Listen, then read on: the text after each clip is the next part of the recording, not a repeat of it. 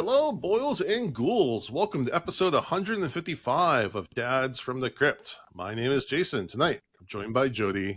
Hello. Hello. And we have the amazing return of Mondo. We let him back on the show after being in timeout for a couple weeks. Yeah, Jason made me stand in the corner. Stand in the corner of Arkansas. Arkansas, and then Chicago and Texas, and I'm tired. Yeah. And tonight we have a very special guest. She's known as Kimberly. She's also known as Crazy Sexy Ghoul, also known as the community organizer for Fangoria magazine. Welcome. It's true. Hi. Thanks for having me on. No problem. It's an honor. Anytime we can do something with Fangoria is always, a 10-year-old browsing magazine racks dream come true. Yeah. That's how I feel about working for them. So it's pretty cool. But they don't know I'm here. So that's okay. So maybe I shouldn't tag them in this? Oh, no. I snuck out. Not that they pay attention to whenever the other times I tagged them, but. And for anyone on the fence, modern Fangoria magazines are awesome. Like everyone, they are awesome. If you're a horror fan, get your subscription. Yeah, they are very, very beautiful. They're become a long evolution from what they used to be when Very much kids, but they're just absolutely beautiful and still full of really just fun, delicious, gory tidbits and features and all sorts of stuff. So yeah, you would think as they've almost gotten classier, but they're still just as willing to be, nasty when they need to be. So it's nice. It's a good balance. Yeah, I like to walk the classy, disgusting line, and I think they do that superbly well. Excellent. Well, and last year, Jason, we did our script reading of Dead Easy as part of this. But last year at Chattanooga Film Fest, we also did a script reading of Dead Easy, and Kimberly and I both got to play some roles in there. So, Tales from the Crypt connection. Which roles did you do? I don't remember. Yeah, I have no idea what my name is. Jody, I remember you having a southern accent, because I was like, damn, Jody, can kill that southern accent. That was accent. my whole thing, was just being in the country. All right. Well, we are starting off Mondo's staff picks, and my God, this is the most Mondo movie I think I've ever seen. And I mean that in the best way possible. We're talking Day of the Beast, which came out in Spain in 1995 and didn't come on the U.S. till 1998. Mondo, why don't you preface this a little bit? Like, how did you first discover? How did this come up on your radar? This was back in the day, when we were young and going to video stores, it was on the shelf and it said it was about a priest lured, and it had heavy metal in it, and I was sold. Like a horror movie with heavy metal, I was in. And took it home, watched it, fell in love with it, bought the VHS copy, which I had for years, and then eventually found a good digital copy of it. And then our good friend Joe Ferry from the Films at First Sight podcast sent me a 4K of it, which prompted me to buy an Xbox so I could watch a 4K UHD, and I fell in love with the movie all over again. It's just one of those films that hits on every level for me, and it's funny. It's got some genuinely kind of scary moments in it. It's got some camp, and come on, man, you got a priest walking around trying to buy Iron Maiden records to be evil. Like, fuck. Can you go wrong? Oh, yes. All right. Before we dive in, Jody, give us a plot synopsis. All right. So I do have to complain just a little bit that Mondo's going to make me say a lot of Spanish names, and I'm going to mispronounce most of them. That's okay. That's what I do. That's my role here, mispronouncing things. All right. So in this movie, our main guy is a priest named Angel, who starts the movie by confessing to another priest that he is about to go out and commit as much evil as he possibly can. We don't find out the reason why immediately, because a giant cross falls on the other priest and smushes him right there in the church. That's the first scene. Oh my God. I almost did a spit take on that. I was started laughing off the couch. This movie goes in high gear from the first frame. So Angel goes into downtown Madrid, and his whole purpose is that he is going to commit as much sin as possible, because basically he's trying to lure out the devil, because through some complicated like numerology type thing. He's figured out the day that the Antichrist is going to be born. And so he wants to sell his soul to the devil in order to lure him out, in order to defeat him and prevent the Antichrist from destroying the world. And so he starts by just trying to sin as much as possible. And I love, like, this is 100% like if a priest was like, how can I sin? He's doing all these little petty, like he steals from a homeless man. He, keys cars as he walks past them. He pushes over a street performer down into a pit. He killed that guy. He fucking killed that guy. That was an act of murder. Yeah. And the best part of that one is that like no one really reacts either. No one like tries to help the guy. They all just keep This walking. kind of look like, huh. It reminds me of if you ever saw the episode of King of the Hill where Hank is trying to get arrested to go meet Bill in jail. So he walks into a store in front of cops with no shirt on and no shoes, thinking that's an arrestable offense. It's like pulling the tag off a mattress, man. But he also he just happens across a man who's been in a car wreck and is dying, and he goes to like the policeman brings him over to like give him last rites, and he whispers in the man's ear, "I hope you go to hell," and steals his wallet. Just, it's so funny. But then to find more evil, he goes to a record store to look for the evilest album he can find, and there he meets a heavy metal fan, Jose Maria, who, if you like Alex de la Iglesias, you'll see Jose Maria show up a lot. This actor, he's in a bunch of his stuff. But Jose Maria recommends a record to him. What's the band? Satanica. Satanica, thank you. Yeah. And he also gives him a place to stay. He puts him up in his mother's boarding house where he lives with his mom, a woman named Mina, who he is into but can't ever like get her to start a relationship with him, and his naked grandpa who just wanders around with a unbuttoned flannel shirt and nothing else. Wait, can we go back to the record shop scene? Because one thing I love about this is he gives him a list of bands he wants. It's Iron Maiden, Napalm Death, and a Spanish band I don't remember. And the guy's like, "Oh, heavy stuff." But I love the fact that the guy that Jose Maria has a tattoo of this local band. Yeah, named Satanic on his arm, and also the fact he goes, "I'm going to take these. I'm not going to pay for them." Yeah, he just straight up says, "I'm going to steal these." I think And I love that the actor keeps saying, "That's heavy. That's heavy to everything." that's heavy. Go ahead. I think the third band on the list is supposed to be AC/DC, and he writes "AC/DC" in Spanish, which means like, he didn't know what AC/DC was, and if somebody pronounced it to you in Spanish, that's how it sounds. So he writes it down like "do of this" in Spanish, but I just guessed that that's what he Okay, yeah, that's smart. Yeah, I didn't think of that. And it's funny because AC/DC is not a satanic band. Iron Maiden is not a satanic band. Napalm Death is not a satanic band. Napalm Death's a very political band. So I thought it was kind of funny how he didn't actually have any satanic bands on his list. I also like that the record metalhead guy tells him like nobody knows this band, but I have a tattoo on my arm. Like, yeah, I'm in the know. I have a tattoo of a band called Leviathan on my arm, and like 80 people know that band, so I can't I can't talk shit. Right. After leaving the boarding house, he goes and he tries to steal a book from a occult TV host called Professor Coven. And he believes that book's going to help him figure out how to sell his soul to the devil. Now, he just steals the book in the store, like right in front of people. And they don't really care about his mission. And so they take him back to the manager's office, and he tries to explain to the manager all this stuff about how the Antichrist is coming. Like he's drawing charts on the wall, and the manager just goes, "Oh, okay, yeah, hang on just 1 minute," and goes out, "Call the asylum, see if anyone's got this." If a priest is missing. Yeah. So they decide the best way to get Coven's expertise is to actually go to him and kidnap him. And so they tie him up. They try to get him to complete this ritual so that he can sell his soul to the devil. The ritual requires the blood of a virgin, and they start with knocking out Coven's girlfriend, but he pretty quickly clarifies, not a virgin, not any use to us.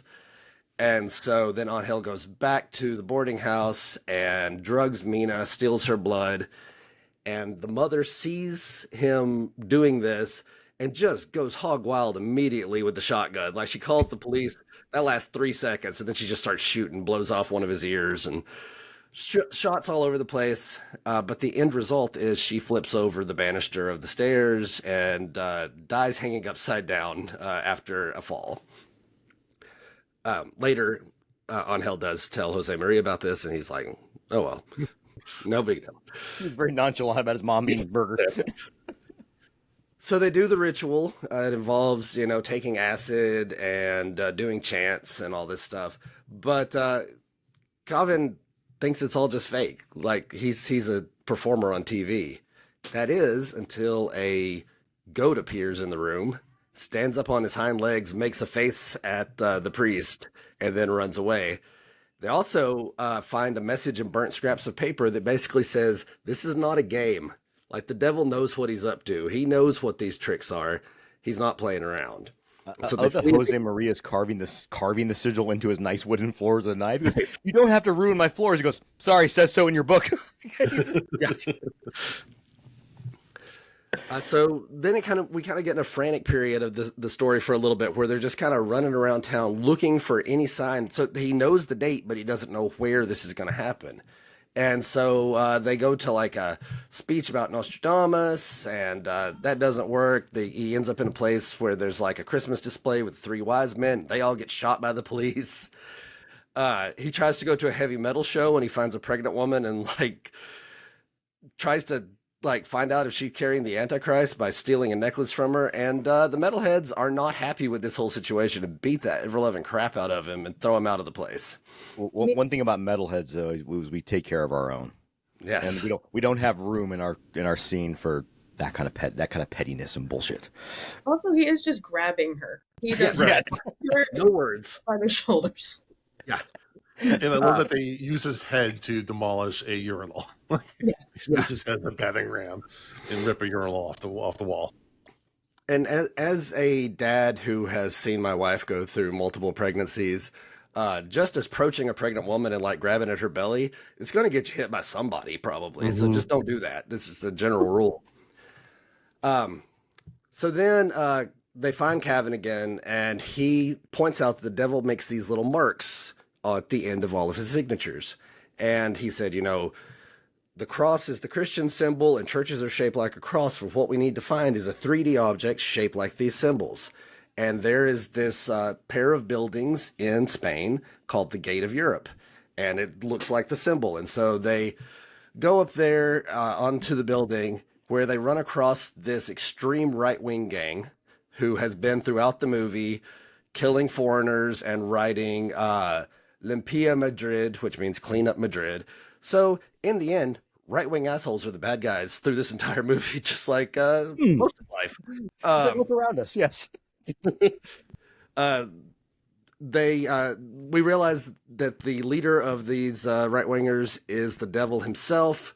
As he throws Jose Maria off of the building, Kevin gets set on fire, but Angel manages to put the fire out. He gets a gun, shoots every member of the gang, including the devil and the Antichrist. And he just goes on a spree and everyone's dead. But they've done it. They've saved the world. Sometime later, another actor takes over on Kevin's show, and then we see that Angel and Kevin are still alive. They're just kind of homeless drifters now, and Kevin is like, we saved the world and nobody knows. And Angel just, it's kind of how it is. That's our lot in life now, and they accept their fate. Now, there's one point that I was trying to figure out. So the gang shoots up a bunch of, like, they hear a baby when they go to the building. Mm-hmm. They hear a baby and they hear a goat, and there's a bunch of like boxes and cardboard and stuff. And the right wing gang shoots up all the people that are there. They're supposing that the Antichrist was in that group of people. Yeah, okay. That's how I interpret. I wasn't exactly sure who shot the Antichrist. It was the gang, and is one of the weird parts of the movie. I don't know why they shot at the Antichrist, to be honest with you. I don't think they explain that very well. Yeah, so that's a little confusing right there. Well, that leads me to my theory that like everything that they see is just because of the acid. And if you just go from that perspective, that the gang is just a bunch of right wing wackos. They're just shooting up homeless people. So in the minds of the priest and Kavanagh and Jose, they think they're the heroes, but they're just like the Three Stooges are just running around. All these circumstances are happening around them that just happen to make them think that they're the heroes of the story. I feel I think it's the devil. Yeah, it's just one interpretation. But nothing weird happens before they do the sacraments with the acid. That is true. From there, that's when they start seeing shit. So it again, unreliable narrator, but that's one thing I like about this movie is that there's different ways of interpreting. If that's true though, like how did Jose fucking Maria didn't just throw himself off the building by the neck? No, I mean, same they pictured one of the gang members as the devil. Yeah, but that's a big dude. That's a big dude. You can't pick that dude up by the neck and throw him off a building. Jason, we can try this next time I'm in Los Angeles. Okay. I don't think it's gonna work. How do they lift him? I know that maybe with like freak strength in a stressful situation, but when he falls off the side of the Schweppes sign, they both grab him. Like, how are they lifting that dude? Like, combined, I don't think they weigh as much as him, and they're just pulling him while back. Also hanging on themselves. Yeah. Well, that was the whole scene where he's like he's literally tripping balls, and he's just like wants to jump off, and they keep pulling him. What I thought was going to happen. They're going to pull that thing from like Spider-Man 2, where it turns out there's a ledge right beneath him, and they just don't notice it. There's no ledge. Kevin falls a long way, and I thought he was dead. Yeah, that was a good idea. But Kimberly, you're our guest, so you can start us off proper. What did you think of this movie? And you said you've seen this before. So when did you first see this?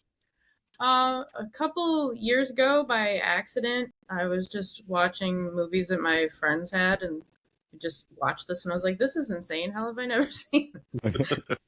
And now I really, really enjoy it. I watch it a lot. I like that it's got a lot going on. I feel like only European films pull this off, where like the tone shifts over and over, and it's like, this is the craziest action movie you've ever watched, and now it's like kind of a drama, and now it's got kind of sad a couple times, and now it's crazy again.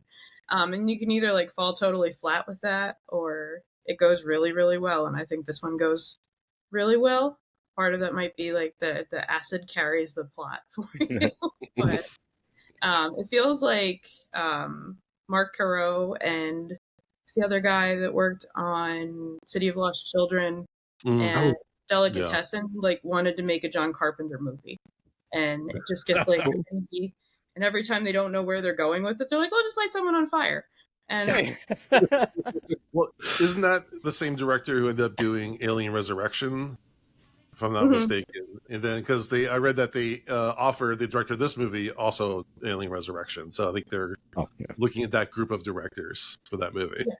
Have you seen Delicatessen? Because all the really absurd like close-up face shots that they do in this, like when Angel pops his head up at the end to look at the devil, and he like goes into his face real close. I love that. Yeah. But it's like looking into his pores pretty much, but it's done artistically. All right, Jody, what do you think of this movie? Yeah, this movie's a lot of fun. It is one of the like wackiest movies at times, but other times like it's just a good solid like religious horror. Like I like Alex de la Iglesias because he loves taking religious elements and just doing crazy things with them. The show 30 Coins, I know Mondo's mentioned multiple times. Love that show so much. This is his like lane to be in. Like he loves religious stuff. He loves, weird magic and occult practice stuff. And it's just a lot of fun. It's not like anything else I've ever seen, for sure. Yes. And part of it's that Europeanness, and part of it's just that he's willing to be silly at times. You're in the middle of a scene and suddenly just a tall, bearded, naked man just walks into frame, camera pointed right at his dick, and you're just supposed to accept it. It's just part of the movie now. Well, and I didn't know, Kimberly, you'd seen this movie before, so when that came up, I was like, oh crap, do we need to warn her? There's gonna be like old man dick showing up on the screen. I'm sensitive to my guests, so but that'd be a good trigger warning. Fortunately, I was covered in that sense, and he was not. But it's okay. would have survived either way. I also like that they just gave him acid in the middle of the movie. They were like, Yeah, just to perk Grandpa up a little bit. He's a little slow sometimes, so you just give him a little acid. yeah. I feel like takeaways are you can give your grandpa acid if he's sad and doesn't wear clothes. Mime shouldn't perform next to an open subway entrance. Yeah. Don't try to walk up and manhandle pregnant women at a metal show. Mhm. And or anywhere, to be honest with you, like just don't do that. Yeah, Just especially also, metal. Maybe right-wing extremists report to the devil. I don't know. Yeah. So that was my takeaways on the film. I feel like the devil wouldn't even be cool with right-wing extremists. He'd be like, bro, so I just got mad at God once and they sent me down here. I don't believe in your bullshit. Well, and speaking of which, again, according to IMDb trivia, let's take it with a grain of salt. The statue that they is kind of in that last shot as the credits roll is depicting the, I don't know exactly the terms, but the angel who became Satan or whatever it was. It's a statue of Lucifer. The only statues depicting Satan in Europe. Yeah. So I thought that was a cool touch too. Me too. Yeah, I had never heard this one before. I read the description. I'm like, okay, this sounds like a Mondo movie. And then I started watching real fast. Jason wasn't sure if it was the right movie, so he messages it to us in our group chat. He goes, "I'm pretty sure this is it because this sounds like something that you'd recommend." I was like, "Yeah, it's exactly." This looks satanic. Is this yours? Yeah. Also, Yeah. It's on Amazon Prime, which that was even funnier. Yep. And wow, it just like it was just like this movie just kind of hits you with a 2x4. It doesn't stop. That whole humongous, talking like a 20, maybe a 10, 15 meter cross, just crushing a priest in the first like minute. Mm-hmm. I was like, okay, we're in for a good time here. Is there this one of these where anything can and does happen? Again, they shoot up a nativity scene at some point. It's mostly like the early mornings of Christmas Eve, and there's still people like crowding the streets. I don't know if that's a Madrid thing or not. There's a lot of cultural things in here. I wasn't sure if it's meant to be funny or that's just kind of how they are there. So I always have that stuff with a little bit of a grain of salt, but it's just, and I love religious horror because you can take, especially when it goes to ideas of faith. So we have this priest who's just completely convinced of something and he's willing to do anything to make it stop. And you're like, well, I do these petty thefts versus the apocalypse, but it could just also be really wrong. So there's always that. That's why I like that the movie is, you can look at it both ways. Like he's either just, he's just completely wrong, or he's just obsessing over the wrong thing and he's just having these visions, or whether he really did save the world. And both interpretations are completely valid, but they just kind of make you point the movie in different directions. And just allows for like these like violent Three Stooges antics almost. Mm-hmm. This, I'm willing to bet anything that Edgar Wright watched this movie many times. It feels very Shaun of the Dead. Especially there's that scene where Kavanaugh goes to a market and there's like all these dead bodies, keeps walking over, doesn't really notice them. Yeah. He gives the clerk money and the clerk is obviously dead. Yeah. He's like, keep the change. Yeah. That's lifted right out of a scene, or Shaun of the Dead lifts that scene almost verbatim. So I figure like it's very much his kind of humor, and like taking a genre about putting some different pathos into it. Yeah, it's just a really, really good time. This is now my official Christmas movie. It's a Christmas movie. It's definitely a Christmas movie. Yeah, I can't wait to get pretty deep into it and watch this movie again. Again, the director, Alex de la Iglesia, directed a bunch of 30 Coins. The only other movie I recognize, obviously, I'm not familiar with Spanish cinema, but he did this movie Witching and Bitching, which I remember seeing the trailer of. Yeah, I might have seen it, but it looked great. It's a fun movie. There's another movie I keep wanting to watch. I think it's with Clancy Brown, with a bunch of priests who just sin a whole bunch so they can defeat to have like exorcisms. Does anybody else remember this? I thought you're just making things up at this point. It's okay. Yeah, no, it's something like 10 years of Clancy Brown. We can look it up. He did Iglesias did a movie with Rosie Perez called I was about to mention that. Perdita Durango. Yeah, it's really good. That one's really worth watching. That one's probably a little more extreme than this one, honestly, like in some moments. It's more real. Like Yeah. here in this movie, a lot of the violence is done with the guise of fantasy, obviously, because it's a fantastical movie. That movie's way grittier and more more realistic. I would say. Yeah, the guy who played the priest, he was in Pan's Labyrinth, among many other things. The guy who played Kavanaugh, he was in 30 Coins and many other things. But the guy who played the metalhead, Santiago Segura, he's like a regular in Guillermo del Toro's movies. So he's in Pacific Rim, both Hellboy movies. He's also in Beyond Reanimator. He got famous because of this movie. Like he was actually kind of a household name. Like one thing about this movie too is it won a bunch of Goya awards, which is like the Spanish Oscars for like I think it won Best Film. Wow. It might not have. It won Best Director. I think he won Best Director. Yeah, I think Segura won Best Actor. He did. Really, I would love our Oscars to recognize these kind of movies. But he is. I want American Oscars to have this kind of stuff. Now that you say that, I'm like, I want American Oscars to have batshit crazy movies. I'll say like I kind of love the Oscars when Godzilla -1 won an Oscar. Yeah, because it's so rare for a foreign film to win anything that's not a foreign film category. And for a movie with that low of a budget, I'm like, maybe the old guard's kind of getting out of there, and we're getting some new people in that are really understand that genre cinema is fantastic cinema. Yeah. But what I really enjoyed was realizing that he's also in Blade 2. He's the vampire in the beginning and the ending that Blade like tortures a little bit. And I love Blade 2. I'm a huge fan of that movie. So that was just like, oh shit, it's that guy. He's so much fun, but again, according to IMDb trivia, he, in real life he doesn't like metal very much. He says he prefers Sinatra. It's fine. Well, Jason, you haven't asked me my thoughts on this movie yet. It's fine though. We're getting there. Well, you get to do the intro, so I was gonna throw it to you last. Okay, I'll wait. Mondo, what do you think of this movie? That's good. This is legit one of my favorite movies of all time. It scratches every itch for me, from the horror aspect to the comedy aspect to the action aspect of it. I love Jose Maria, and I love the fact that in true metalhead fashion, he's like, I listen to these bands that talk about Satan, but a priest comes to him and goes, I need your help saving the world, and he's like, fuck yeah, I'm in. Because spoiler alert, most of us metalheads don't actually believe in the devil. So if someone came to me and gave me proof of the devil's existence, I might be on their side. We'll see. We try to figure it out. Although this ever-loving God, sure, it's about a lot of bad shit happened, but that's another conversation for another day.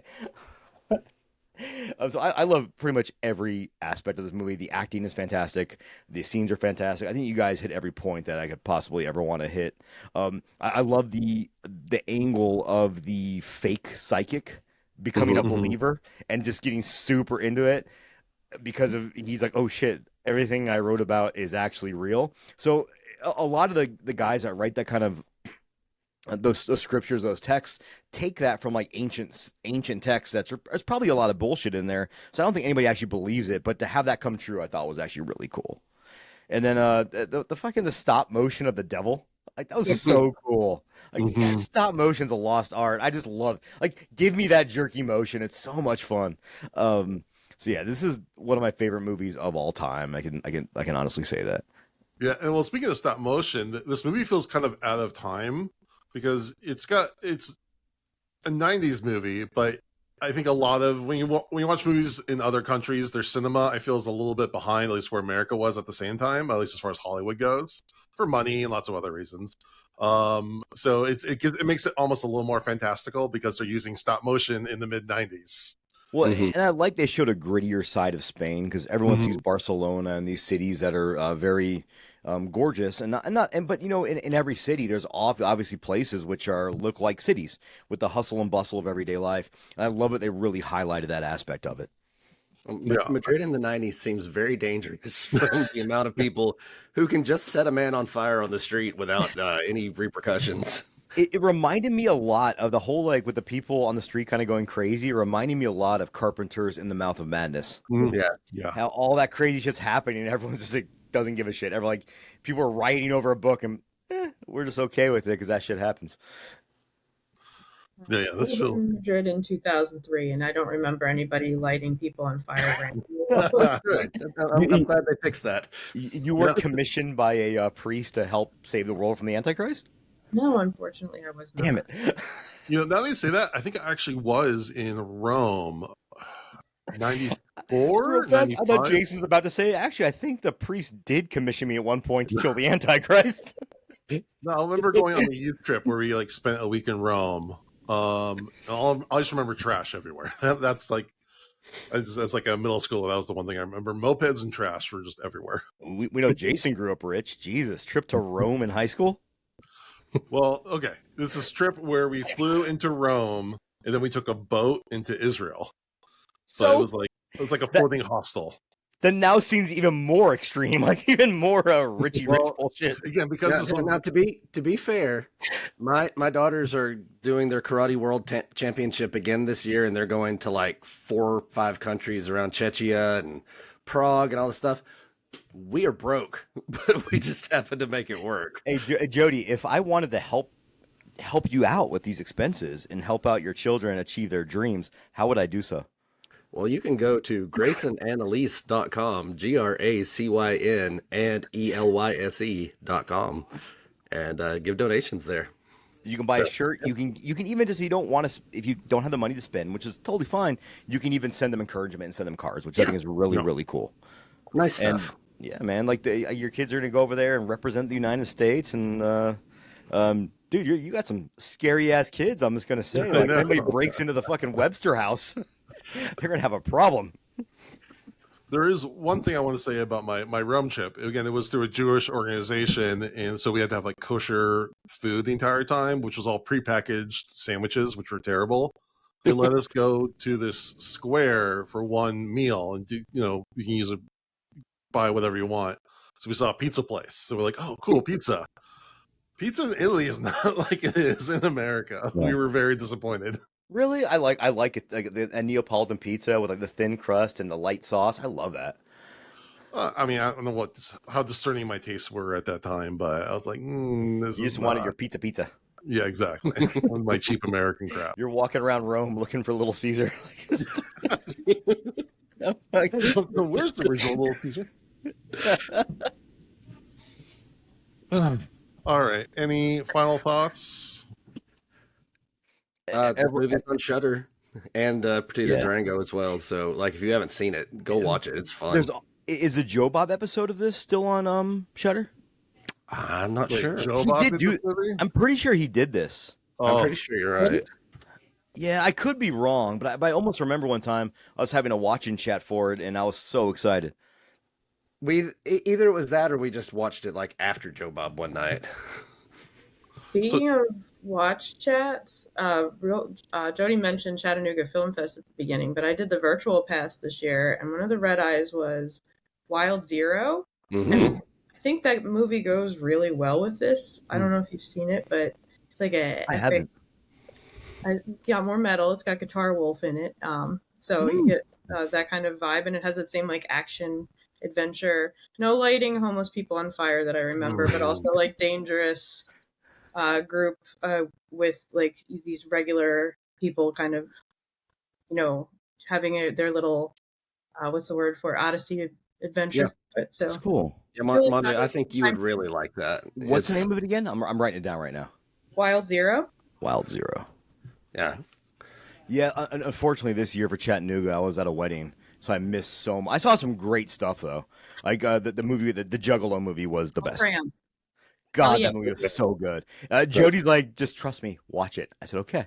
And I just loved that movie. So I'm a big fan of pretty much everything they do. So it's now on my Letterboxd wish list.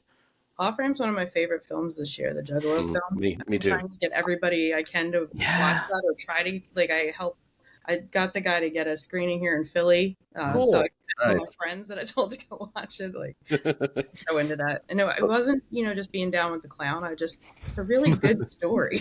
I'm not a fan of ICP at all, but yeah, the story was fantastic. The characters, like by the end of it, I was so into the characters. Like I want to see everyone succeed, and that always feels good. Like when you're just rooting for everybody, because usually there's that protagonist. You're like, they get killed, I can live with it, but not in this movie. I was super excited for everybody. They're all lovable degenerates. You're in Philly, so Philly also has the best music venue of all time, Kung Fu Necktie. Yeah, that's a good one. Kung Fu Necktie is fantastic. It's a fun, unassuming little spot. If you don't know it's there, but they have a lot of really good shows, and it's really fun there. I was going to New Jersey for work, and I always fly into Philly because I don't want to fly Allegiant or Spirit because reasons. I just walk by a Spirit gate at your airport and see how they talk to people, and you'll understand how shitty it is. So yeah, the day before I went into the heart of Philly to go see a band, Krieg, not Creed, Krieg, the German word for war, because they never play live. So the first time I've ever been in Kung Fu Necktie, and I'm like, this place is the shit.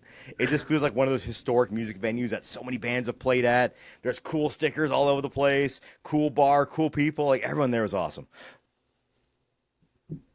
I should correct myself. It's not visually unassuming because when you go out there, they have all the horses and stuff painted on the outside, and it's crazy looking. But I mean, you wouldn't really know it's there unless you go through the neighborhood or you know somebody. But what I got from that is that you flew to Philly to see Creed. Sure, why not? My coworker did go on the Creed cruise, which it takes a real psychopath to want to do that. Like, that would be a plot twist if Mondo was a big Creed fan. The problem is people are like, "Oh, you guys both listen to metal." I'm like, "Hold on." We definitely do not both listen to the same thing. No, that was one of my favorite parts where they start like, "Oh, you listen to hard music?" No, death metal. And he's like, "No, hard music." Yes. I was like, okay. Growing up, getting into heavy metal, I'd see the Columbia House and the BGM guides, and it was always hard rock. And hard rock to me was always like, this is lame ass shit that just. And I appreciate I appreciate Dokken in my older years and all that, but even the heavy metal stuff wasn't really kind of what it is now. Like I couldn't find the underground bands and stuff that I fell in love with. So I always hated when people refer to metal as hard rock because it's in a completely different realm. Yeah, that was a really funny moment. So, Mondo, I do need your music review of this movie. I mean, the music in it was fine. Like, it wasn't. You can definitely tell that there was fascination from Alex de Iglesia about heavy metal, but he didn't really know the genre that much. Even it was kind of interesting because at the record store they had such a mismatch of bands. Like if you saw in the window, they had Metallica's "Kill 'Em All," they had Venom's "Welcome to Hell," and then they had like Striper. Or like, and there is a funny scene when he's pointing out records. I noticed as he pulls out a record by the band Mortification.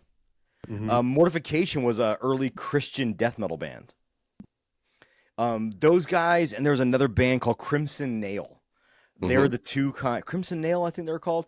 They're the two kind of Christian death metal bands from back in the 90s. So I thought it was funny that's one of the records that they pulled out of it. Of all the satanic bands they could have picked to be on that, that's what they pulled out. But like I don't care, man. To me, it's all about the spirit of it, though. And and fucking Iron Maiden. Like I love Iron Maiden. I'm okay if you mention Iron Maiden, I'll be a happy guy.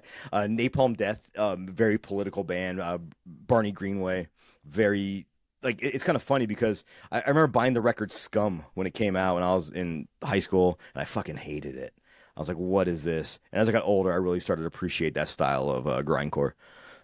What about the main band, Santiago? That's not a real band. Yeah, there's a lot of Spanish metal bands, a ton from Spain, but they're not one of the. They're not a real one. It did make me think of also the fake band from Mr. Show, Titanica. When David Cross has a fake metal band. I haven't seen that. Oh, you should look into that. And I was trying to figure out what came first, and I was like, did Bob and Dave see this and make that, or how did that? Because it's almost the same time period. I feel like Mr. Show might have been first. Yeah, that sums up this movie really well. I feel like it's a movie that like a lot of creatives kind of passed around and like quietly used to influence them. But that never really got its due in America. Well, the reception of this was huge in Spain. Like I didn't realize how big this was in Spain at the time, and how some of these actors became household names because of this. And I think so. A lot of the great genre filmmakers really study Europe. Yeah. And even the scenes on the street, I just watched Maxine too, by the way. Fucking love Maxine. Even the scenes on the street reminded me of like a Fulci film with the way the camera's moving with the character, or like an old Italian giallo. So, I thought it was fantastic. Yeah. All right, let's move on to our episode rating. We do 0 to 5, 5 being the best, 0 being the worst. You can do half points. Kimberly, what do you give this movie? My instinct was to just be like 5 because I like to watch this all the time. It's fine. Go with my instinct. That's fine. We are generous raters, or at least some of us are. Jody and I, if we hate a movie, it gets like a 3. If I want to watch something all the time, like for me, that's the enthusiasm 5. Yeah. All right. Fuck yeah. Jody. Yeah, I'm right there with you. It's just such a fun movie that you can't help but have a good time watching it. And so yeah, I'm gonna put a 5 on it too. Mondo. Definitely a 5. This is, again, like Kimberly said, if it's a movie I want to watch over and over again, it's a 5 in my heart. Step Brothers, 5 in my heart. Santa's Sleigh, 5 in my heart. Jason 10, 5 in my heart. And I'm okay with that because if it's a movie I want to constantly rewatch, that means it's awesome. And as I've said before, when I finish watching a movie, if I question if it's a 5, I don't give it a 5. And at no point have I ever questioned this movie not being top tier. It's legit probably top 5 in my entire of any movie I've ever seen. So Mondo, I have missed your positivity the last couple of weeks while you've been gone. Oh God, dude! I heard I was editing stuff. And I put Hello Mary Lou, Prom Night 2. That's a fun movie, Jody. Like Final Girls, which are 2 movies I love, and Jason was like, meh, about at least one of them. Like Jason's about to give this movie a 3, so we're getting there. Positivity again, dude. Those are both great picks, Jody. Final Girls is awesome. I don't know what the fuck this guy was thinking about. I'm pointing at him, but you guys can't see it because it's all free. You have to listen to the episode and find out. No, I'm going a 5. I love this movie. Ooh, like that. It's there's so much stuff when you're just scrolling through streaming sites now that you're like, oh, this looks like crap. This is like crap. You don't know if you want to invest your time in. But like to find a movie or to like be recommended a movie that I wouldn't have chosen blindly and be like, this is amazing. Just like kind of like reinvigorates my love of just random cinema. It's just I just adore this movie so much. I love it, man. And this was the beauty of, and granted, like I don't want to be one of those old man yelling at clouds kind of people because I am fucking old. But it's one of the beauty for me was just finding it at the video store, reading the description, thinking it sounded cool, loving the cover with the upside down cross, and then popping the VHS player and being like, fuck yes, this is my movie. There's such a beauty in that from back in the day. And I don't want to say it's lost today. It's just there's so much at our fingertips that it's so easy to overlook things like this. No, that story is exactly like me in Sleepaway Camp, right? Just like looked cool, chose it, brought it home, and just blew my mind. So it's such a good movie, and it's just so I love a movie that just feels so unexpected. You don't know what's going to happen next. Joe Bob did do this. It was season 3, episode 18 of The Last Drive-In, June 10th, 2021. All right. FYI. All right, so that's 4 5s from us. That's great. Hell yes. Hive mind tonight. All right, Mondo, I think the bar is set kind of high for tonight. Jody, what did I pick the last 2 weeks for my songs? Oh gosh. So let's see. We had Hello Mary Lou. That one I did Boys to Men. Yeah. No, it was your prom theme. That's what you went with. My prom theme was Hard to Say Goodbye. And last week for the Final Girls, you picked one of the songs that was going to be Madonna's Like a Prayer. Okay. So originally going to be the theme instead of Billy Davis Eyes. Jody, if I miss a week, you're on song duty. I'm just going to point that out. or let the guest pick the song. I just feel like if you're listening to our playlist, you can always tell when Mondo was out of town. Every now and again, I pick something soft, but not tonight. I was wondering if you're going to go with the metal, like lean into it, or you're going to go curveball. No, I'm going to lean into it because there's such a great metal scene in Spain. A lot of good bands out there. But one of my favorite bands that come out of Spain is a band called Balmog, Balmog, and they released an album back in I think it was 2015 called Sumified, which I just fell in love with enough to where I paid money to get the vinyl imported into Spain or from Spain to the United States. Oh, it's 15, yeah, 15. I was right. All right, cool. I had to look it up. But they released 2 records since then. One of them being Vacuum. When I say vacuum, that's VACVVM because in Latin they use the V's for use. So a lot of metal Mm-hmm. bands do that because they think they're cool. And you know what? I think it's kind of cool. So it's fine. And the song I picked off that record is called "Come to the Pulpit." And one thing I love about European black metal is Swedish black metal sounds different from Norwegian, sounds different from Finnish, sounds different from Icelandic, sounds different from Gretchen, sounds different from Spanish. It all has their own kind of flavor that they do, and you can see where they got influences from other bands in their genre. But this is my opinion. This band is just a fantastic band that just kind of blew me away the first time I heard them. So I'd highly recommend any of our metalhead friends out there. Matthew, probably the only one, that you guys check this out. It's good stuff. So song again, "Come to the Pulpit," because pulpit is a great word and fits in with priestly endeavors. Off the album Vacuum, VACVVM from Balmog. All right. Jody, I know our release schedule is kind of wacky right now, but are there any big horror news items you want to touch on? Yeah, let's touch on a couple quick things. I do want to talk releases. Trap just came out recently in theaters, and I've actually been hearing a lot of good buzz about it. Like for Shyamalan, like most people who I've heard talk about it have liked it. Some people say it's their favorite Shyamalan. So Yeah, I have really, an opinion that he's actually a really good like technical filmmaker. He just gets in his way a lot, and if someone can rein him in, or if he can just like tone it down, and not try to be too much. when he hits, he really hits. Like it's when you look at Split and then Glass, like one is a great yes, movie, great. it's a great basic I type hated movie, and then Glass. Glass just so goes bad. way off the deep end. Split was one of those movies that's like, holy shit, Shyamalan's back. He's gonna do some great stuff. And then Glass came out. It's like, oh yeah, this is what's gonna happen. I think if this is like just the kind of a thriller genre kind of movie that doesn't try to do too much, I think it could be really, really good. So I'm trying to stay away from any spoilers or anything, and I'm excited to watch that one. Like fucking Split and Glass is like you're in high school and the girl you have a crush on asks you to prom, and then you show up at prom and her boyfriend punches you in the stomach. That's Glass.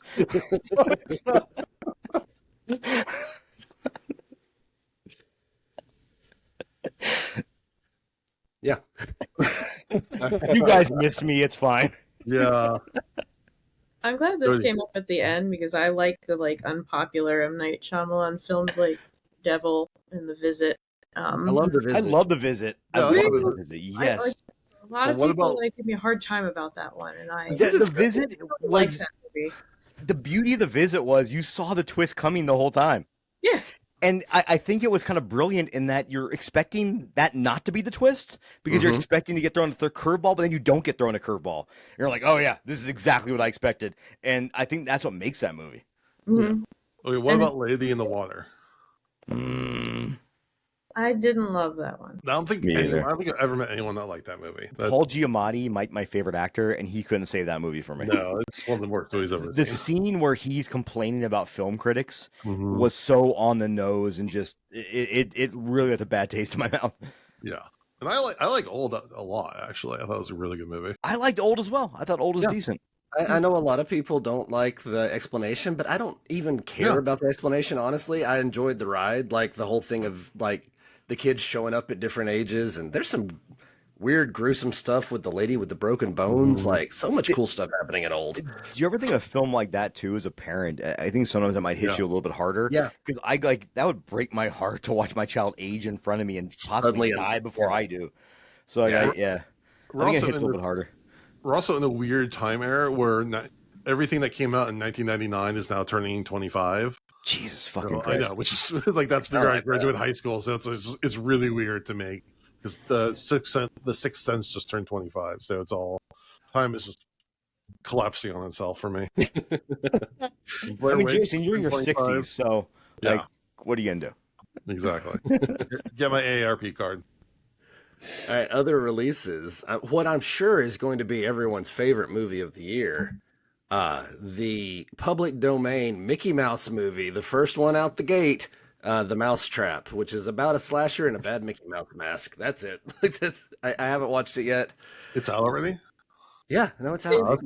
got pushed to VOD. Yeah. Okay. Oh, you mean the theaters didn't want to release this one? They were actually trying to make it hyped up like the Winnie the Pooh movies, Yeah. and I think Yeah. they just couldn't do that with Disney.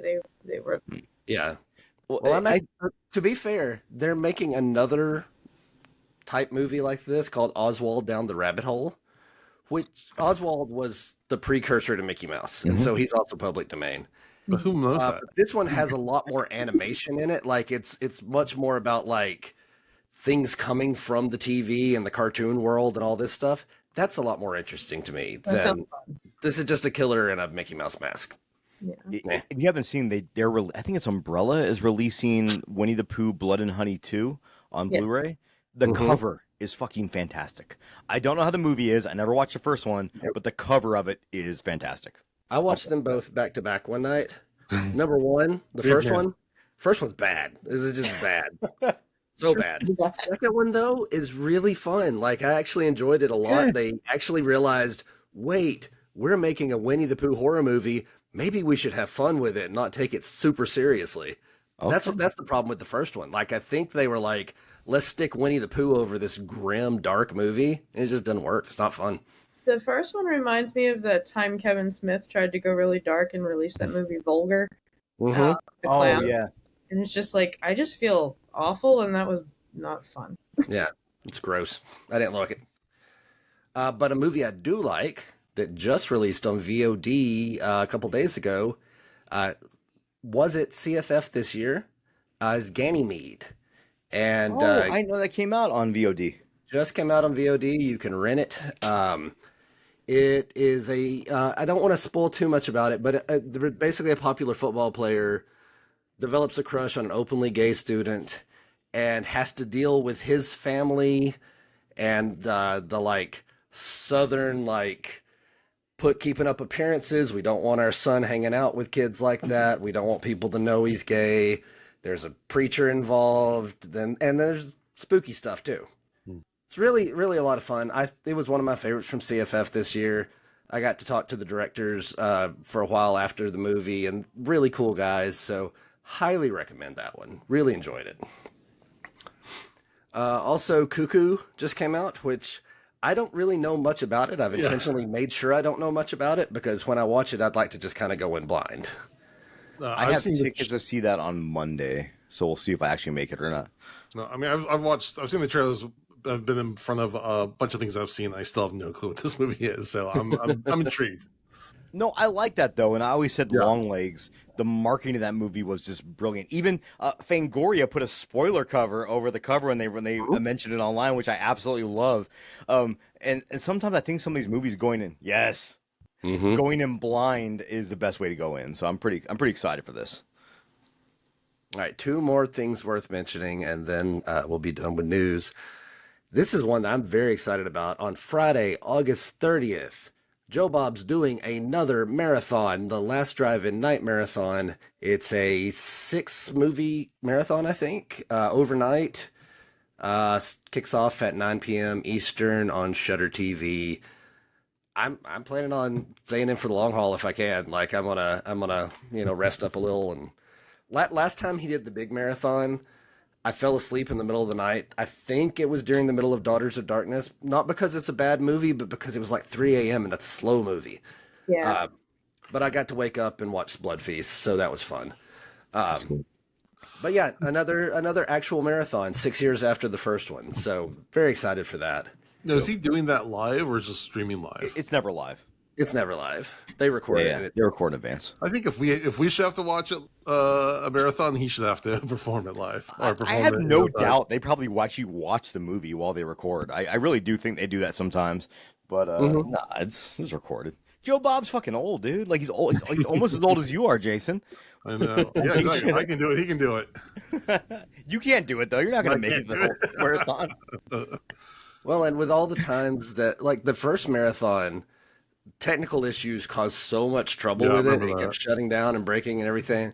Well, that was If one of they those had times been where he doing didn't. that live, it would have been an absolute Yeah. mess. Like, Well, because it was pre-recorded, they could just kind of keep it running even while the technical problems were happening. So, and that first marathon, I don't think they Shudder expected to have that kind of, because I think that was when they were just thinking about reviving the show. They did the marathon, and because it was so successful, they revived it, right? yeah, that was supposed to be his last hurrah. Like, Right. one more time, we're going to bring out Joe Bob, and he's going to get to do his thing. And everyone loved it so much that we've been doing it for 6 years now. Hell yes. All right, and then the most important piece of news is that General Mills has officially started putting the monster cereal out for this year, and that is always my first sign that Halloween is almost here. And so I am on the lookout. I've seen pictures. When I walk through the store, I will find my Frankenberry or my Count Chocula. Actually, I'm going to get all of them. I always do. I'm going to get a big armload of all of them and bring them home. And feel like it's time for spooky season. So, yeah. As a diabetic, this will be my second year in a row I will not have any monster cereal, and it makes me sad. That is It's sad. okay. Yeah, it's okay. It could be worse. Could definitely. That's be it. worse. That's what I got. All right. We're going to do a quick dip into our Patreon pit. Our question of the week is, what mundane crime or sin would you commit to get Satan's attention? Our friend Whitney suggested burning a Bible or two. Yeah. And our friend Janet said, I think he'd pride. I would have pride. I think he'd have some kinship there. Good answers. What do you guys think? I was thinking about this, and there's the devices, I forget what they're called, that like can mess with radio signals, like from remotes and things. Mm-hmm. I always see people Jammers? like talk about jammers, yes. And I'm all about like the low key, just messing with people's heads idea. So I would just like go up and down my street and just jam people's signals or make the remotes go buggy. The little things that like you don't think about that just works most of the time. That just fails, and then you just go ape shit. If you get the right one, you can also jam the police signals with those too. So Yes. I would say that's a minor crime. Yeah. What do you guys think? How would you get Satan's attention in a minor way? That's a good question. In a minor way, like what would Not in a Satan? minor way, but like not like go on a killing spree or something. But Yeah, like, yeah. What would Satan appreciate? Exactly. He's obviously a rational guy, right? Because he saw the tyranny of the greater being and said, that's not cool. You should treat these humans with respect. So I think he'd actually be a nicer guy than we all anticipate. And so I'm going to say, I'd adopt a bunch of puppies. Because I think Satan would be like, fuck yeah, that's the guy I want to hang out with. Because if I was a devil, I'd want to hang out with the guy that adopted a bunch of puppies.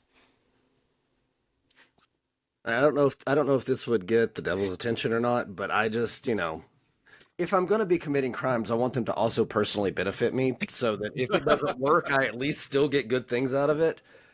So, I'm thinking maybe some of the very expensive collectibles and stuff that you can find at like comic book shops, doing some shoplifting. Like that sounds like a good time. And plus I just have the stuff after it's over. So, There you go. Would we say Jody is chaotic good? I don't know how this works, but I was thinking about all my neighbors when I lived in Florida for a while that didn't take care of their plants and how I thought about digging them up and stealing them. So I guess that counts. I feel like I do a lot of things that like people, like very religious people, would think we're already pleasing the devil on a regular basis, but I'm not doing that for that reason. I was trying to think of like what's like a incidental. actual. Well, I think at this point in our world, if you are a female and just want to live your life, people consider you are appeasing the devil at this point. Because, yes.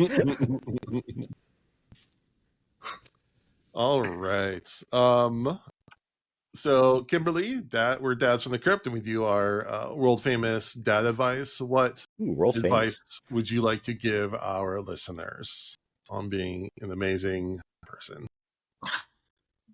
I feel like my advice would have been the takeaways from the film that I already had, and I'm still going with the one particular one, which is don't be a mime standing next to a subway entrance.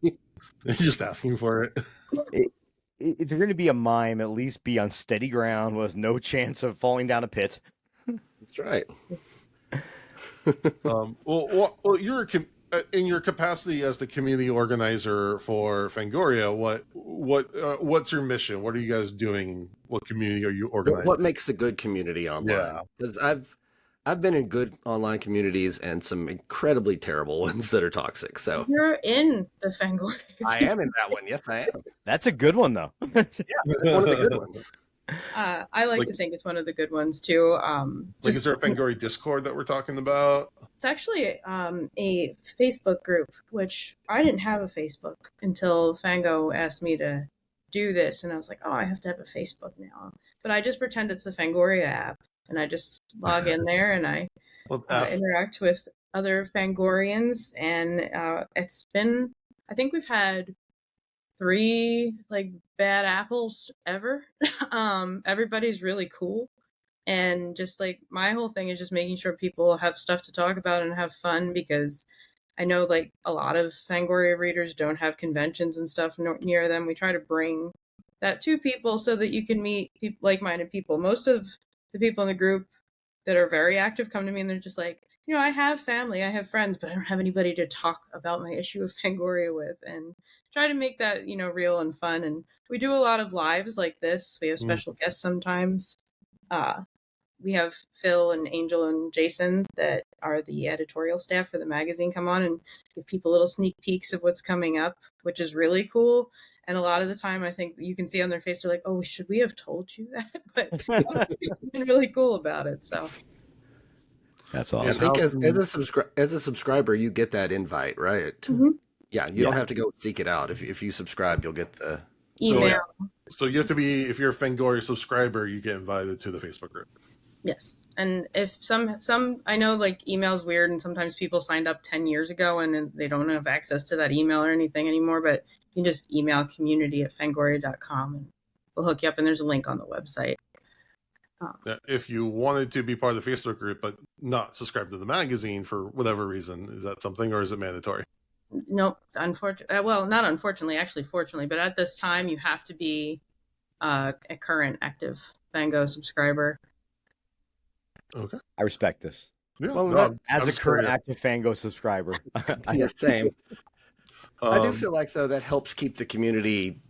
No, when it's wide open, that tends to be when things get kind of messy sometimes. If you subscribe to a YouTube creator and you look at the general chat versus a subscriber chat, it's like, oh look, over here is the worst in the entire world, and I hope the whole world burns down. Then the subscriber chat's like, oh, people that actually enjoy the content want to talk about the content. Yeah, so I wasn't Chris. I was just curious. It sounded like you were. This is the first I even heard of it. So. I mean, everybody has their like online personality for whatever they do, but I mean, the more public something is, he's absolutely right. The more people, they're probably not even horror fans. They just feel like giving somebody a hard time, and they're like, oh, go bother those weird nerds in the horror group. And, yeah, and like the three of us are, part of the Bloody Good Horror Slack group, and I think there's just a more familiarity and a more comfort, when it's more of a curated group. Well, the general public's like, oh, this person likes a movie, let me shit on it for no reason other than to make someone else feel bad because my life sucks. Right. Yes. All right. Well, if I'm in the Fango group and I met you on the street, I would probably recognize you. So that's cool. Tight it's been, and I think we're just hitting our 1-year anniversary. So pretty cool. That's cool. That's awesome. Yeah, I do. I mentioned this before we started recording, but last week we had Katie on. This week we've got Kimberly. We're really getting into that Fangoria thing. I feel like we're mixing in here well. So Phil, if you're looking for anybody new to join in, we're here. Just shoot us. I thought you were about to go straight sponsorship. Like if you want to sponsor a podcast, like No, I'm going full all the way, like integrate a podcast into the network. I'm asking big. Hey, that's our your high on horror idea. That's right. Just saying it could work, but it sounds like out of me, Jody, and Jason, one of us doesn't have a Fangoria subscription, and I think we know who that is. Yeah. The guy who wants to get in the community groups for free. The guy who has kids, they can never sit down to read anything. Well, you can read though, right? You can read the magazines. No, I'm saying when my kids won't let me sit down and read anything. Oh, I gotcha. See, for me though, because it only comes there's 4 a year, it's every 3 months, and so it's a special treat. Like I pull it out and it's all nice and crisp, and sit there and just take a little time for myself, and I always flip through it first and then go back and read all the articles, and it's just a nice little time, little self-care. So if Jody can do that with 12 children, you can do that with 6. It's fine. Okay. All right. Well, that wraps up another episode. Kimberly, thank you so much for coming on. This was a pleasure to meet you. Where can people follow you? Well, if you're a Fangoria subscriber, you can join me in the community. Otherwise, you can find me on Instagram and Twitter as Crazy Sexy Ghoul, where I also talk about horror most of the time. So. I just realized that that's a TLC reference. It sure is. It literally took me till right now. I'm like, How did I miss that too? This entire time. That's so great. That's awesome. If you don't realize it's a TLC reference, I sound really, maybe a little kooky, but also a little like full of myself. But once you realize it, you're like, wow. No, it's clever as shit. I like that. No, I was playing. We were playing some waterfalls for my daughter the other day. She really liked it. Nothing will ever beat Tom. Not Tom. I was thinking Tom Hanks. Michael Keaton in The Other Guys when he keeps making TLC references the entire movie and claims he's never heard who TLC is. Yeah, great movie. You guys haven't seen it. Just saying.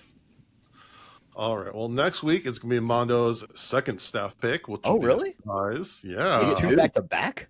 Yeah. Oh Lord! All right. So be sure to tune in for that. I'm sure it's gonna be another Mondo-rific. Hold on a second. Can it be non-horror? Genre, at least. Have you guys seen Time Bandits? Ooh, long time ago. Okay, just wondering. Just wondering, because that might be it. Well, actually, I get that and Baron Munchausen. The other one. Oh, yeah. I get those two mixed up. I think just wondering. That's my favorite movies. Like nobody's seen, so I'm glad you guys have seen it at some point. All right. We appreciate everyone for listening. We would really appreciate if you would give us a rating review on iTunes, a rating on Spotify, a like and subscribe on YouTube, and follow us at Dads from the Crypt Talk on TikTok.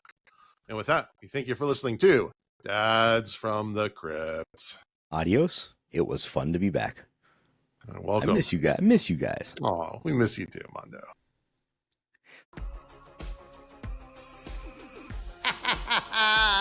Follow Dads from the Crypt on Facebook, Twitter, and Instagram, or I will follow you to the grave. No, seriously, you really should watch. But be careful what you ask for. You may get it.